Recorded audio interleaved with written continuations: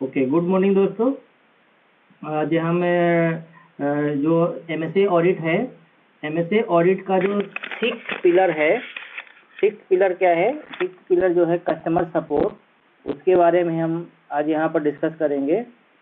तो इसमें जो सिक्स पिलर है, इसमें टोटल 7 क्वेश्चन है और 7 क्वेश्चन में से क्या क्या रिक्वायरमेंट है उसके बारे में हम डिस्कस करेंगे। कस्टमर सपोर्ट रिलेटेड जो भी क्वेश्चन है और उसके अगेंस्ट उसको हमें कैसे फुलफिल करना है, या फिर हमें कहीं ऑडिट जब करना है अपने सप्लायर के एंड पे, तो कौन कौन से डॉक्यूमेंट्स को हमको देखना है। तो इसका पहला क्वेश्चन है, are the customer requirement fulfil in term of product process and quality management system. तो उसके अगेंस्ट में जो डॉक्यूमेंट्स है वो पीपीएफ साइन अप रहेगा, PRSO साइन अप डॉक्यूमेंट्स रहेगा, वैलिड QMS सर्टिफिकेट रहेगा, जो भी आप ISO या ITF का जो सर्टिफिकेट रहेगा आप जो ऑडिट कंपनी में फेस करते हैं वो आपको यहाँ शो करना रहेगा। Process audit and statical control and CTQ tender analysis, ये हो जाएगा, इसमें प्रोसेस ऑडिट हो जाएगा। Part shipment to provide spare first fill before startup full production. उसके बाद आपका storage scheduling providing parts, shipping हो जाएगा, compliance with customer specific packaging and identification regulation. मतलब जो कस्टमर का स्पेसिफिक रिक्वायरमेंट है तो जो पैकेजिंग रहेगा उसको उस पैकेजिंग में वो इंक्लूड होना चाहिए और उस कस्टमर के रिक्वायरमेंट को फुलफिल करना चाहिए। क्वालिटी एग्रीमेंट होना चाहिए फॉर PPM एंड डिलीवरी, मतलब कितना PPM कस्टमर को एक्सेप्ट है और डिलीवरी कैसे चाहिए, इनका एग्रीमेंट होना चाहिए। प्रोडक्ट अब ये देखिए, क्वालिटी एंड जो क्वालिटी एग्रीमेंट जो है, तो वो ही एग्रीमेंट जब जैसे ये तो हम अपने कस्टमर को दिखाएंगे, सेम यही चीज जब हमारा सप्लायर रहेगा उसके पास से हमको ये डॉक्यूमेंट दिखाना है और अपने पास रखना है। जब ये हम सिस्टम ऑडिट हमारे कंपनी में हो तो हमको भी फिर उस टाइम पे दोनों चीज दिखाना है, जो हमारा कस्टमर का क्वालिटी एग्रीमेंट रहेगा वो भी, और जो हमारे सप्लाई के साथ हमारा क्वालिटी एग्रीमेंट रहेगी वो भी। उसके बाद जो है प्रोडक्ट एंड शिपिंग ऑडिट, ठीक है ना, डॉक ऑडिट जो है वो होना चाहिए। Engineering test, reliability, durability and functional test. अब जो भी अपने पार्ट को वैलिडेशन करने के लिए या जो भी टेस्ट करते हैं उसका जो प्लान रहता है फ्रिक्वेंसी के बेसिस पे, और प्लान बेस्ड एक्चुअल वो दिखाना है। Compliance to packaging standard, qualification and requalification check. तो ये हो गया आपका पहले क्वेश्चन में, ये आपको रिक्वायरमेंट यहाँ पर शो करना है। सेकंड क्वेश्चन है, does organisation ensure the customer support at all stage. इसमें क्या करना है, दिखाना है product knowledge and application, product qualification detail and current complaint database. जो भी करंट कंप्लेंट डाटाबेस रहेगा वो शो करना है। Information flow and support data to customer, ठीक है। उसके बाद access to customer portal and hands on experience to use. Customer portal जो रहेगा उसको यूज करना आना चाहिए और उसमें कस्टमर कंप्लेन देखना या फिर उसमें जो एक्शन प्लान फिल करना, ये सब आना चाहिए। उसके बाद sample submission for initial and repeat updated release से, और personal training on customer requirement portal and specification, ये सब आपको दिखाना है। अगर पर्सनल ट्रेनिंग कस्टमर से रिलेटेड कुछ हुआ है तो वो यहाँ पर आपको शो करना है। उसके बाद आपका अगला क्वेश्चन है, does the organisation ensure smooth supply of part and service. मतलब ये आपके कस्टमर के से या सिस्टम का क्वेश्चन है कि क्या ऑर्गेनाइजेशन स्मूथ सप्लाई के लिए इंश्योर करती है। तो उसके लिए कैसे रहेगा, एक वो स्मूथ सप्लाई क्या हो रहे, उसके लिए कैसे इंश्योर होगा स्मूथ सप्लाई। तो आपका contingency plan line to line होना चाहिए। Production, supplier, transport, location and facilities, इन सब का कंटीजेंसी प्लान होना चाहिए। Capacity and reaction time for sorting. अब कैपेसिटी यहाँ पर फिर से क्यों आ गया, यही हमने जो हम डिस्कस कर रहे थे फोर्थ पिलर में purchase and supply chain management, उस टाइम पे भी ये कैपेसिटी आया था। अब यही कैपेसिटी जब हम अपने कस्टमर है वहाँ पर भी हमको यहाँ पर शो करना है। कैपेसिटी एंड रिएक्शन टाइम पर sorting action customer line support possible change to tooling, features, equipment, special product facilities, accessories, product specification and source of supply.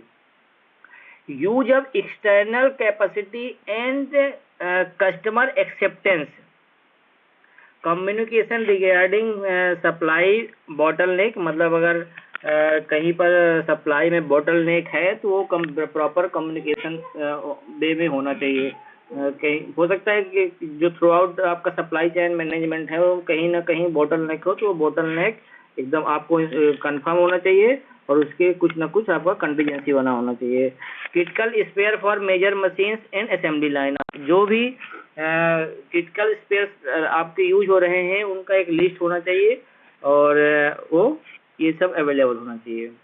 उसके बाद अगला जो क्वेश्चन है, does organisation work on internal quality concern and non compliance, are they analyse in systematic way and corrective action plan in place. इसमें क्या क्या है कि आपको अपने प्लांट में जो भी फेलुअर हो रहा है, इंटरनल रिजेक्शन हो रहा है एज रिजेक्शन परसेंटेज फॉर्म में या पीपीएम फॉर्म में या फिर कुछ रिवर्क निकल रहा है, तो आपके कंपनी में सीएफटी अप्रोच के थ्रू उसका प्रॉपर एक्शन प्लान होना चाहिए। मतलब अब वो एक्शन प्लान में क्या रहेगा, परेटो बनाना उसके थ्रू एनालिसिस करना, फिर रूट कॉज एनालिसिस करना, फिर करेक्टिव एक्शन लेना, प्रिवेंटिव एक्शन लेना, फिर उस एक्शन जो हम करेक्टिव और प्रिवेंटिव एक्शन लेते हैं उससे उसी से लेसन लर्न लेना, हॉरिजॉन्टल डिप्लॉयमेंट अगर कहीं पर वो एक्शन हो रहा है वो करना।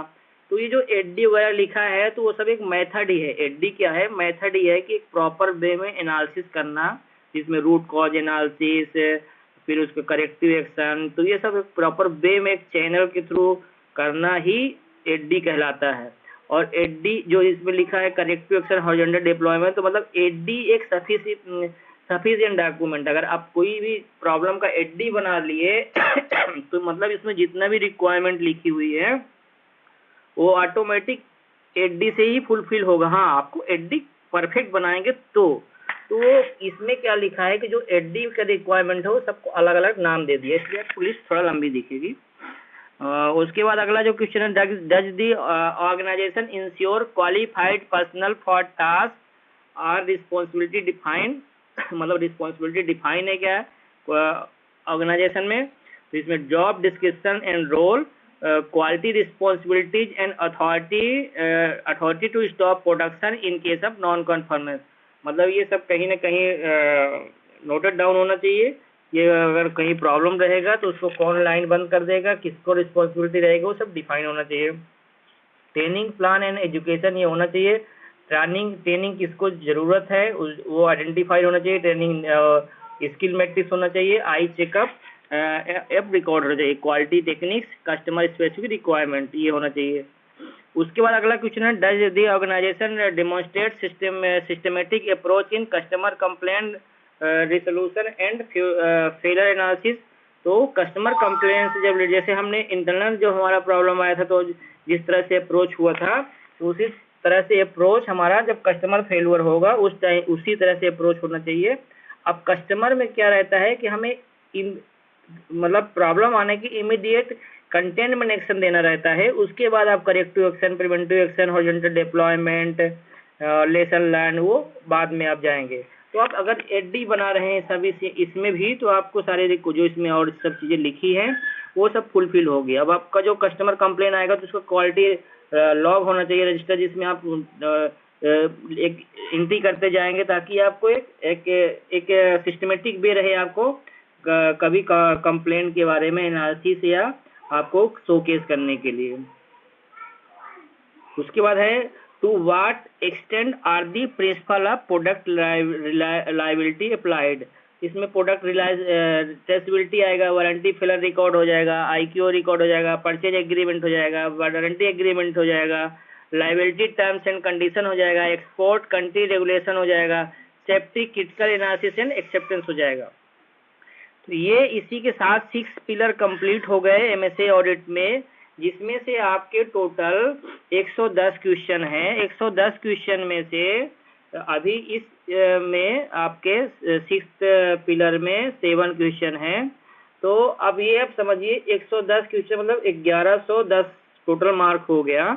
तो 1110 टोटल मार्क में आप तो अगर मेरे सारे वीडियो देखे होंगे तो आपने ये भी ऑब्जर्व किया होगा कि कोई भी ऑर्गेनाइजेशन अगर रनिंग कंडीशन में है तो वो 70% तो ऑलरेडी इसके डॉक्यूमेंट को कर ही रही है, क्योंकि बेसिक रिक्वायरमेंट है, उनके बिना तो काम ही नहीं हो सकता है। तो काम कहाँ नहीं है, उसका 30% है एक्टिविटी जो उसको फिनिशिंग के लिए चाहिए। तो अगर आप 30% में वर्क करते हैं तो एकदम आप बहुत ही अच्छा सिस्टम अपने ऑर्गेनाइजेशन में या अपने सप्लायर के यहाँ डेवलप करवा सकते हैं। ठीक है दोस्तों, इसी के साथ हम ये MSA ऑडिट का आज हमारा पूरा जो टॉपिक है वो यहाँ पर ख़त्म होगा। और अगला जो हम स्टार्ट करेंगे टॉपिक आप लोगों को एक नॉलेज देने के लिए, तो वो अगला टॉपिक रहेगा हमारा IATF 16949। उसके रिलेटेड हम अब डिस्कस करेंगे। उसके रिक्वायरमेंट क्या है, उसके क्लॉजेस कितने हैं, कैसे है, तो वो हम जब अगला वीडियो बनाएंगे तो वो सब डिस्कस करेंगे। और जो भी डॉक्यूमेंट्स हैं, जो भी हमारे 5 कोर टूल्स वगैरह होते हैं, तो चूंकि ये हमने जो अभी MSA है तो हमने खाली यहाँ पर तो आपका रिक्वायरमेंट बताया है। अभी हम इंडिविजुअल डॉक्यूमेंट को जो हमारे अभी बेसिक लर्नर हमारे फ्रेंड्स हैं जो कि जिनको अभी 1 साल 2 साल 3 साल एक्सपीरियंस है, तो उनके पर्पज को ध्यान में रखते हुए हम वीडियो अभी बनाएंगे कि जो कि आपके इंडिविजुअल डॉक्यूमेंट को आप कैसे बनाना है, कैसे समझना है, वो सब उसमें हम अभी आपको बताएंगे। ठीक है दोस्तों, धन्यवाद, शुभ रात्रि। अभी हम मिलेंगे अगले वीडियो में। ठीक है दोस्तों।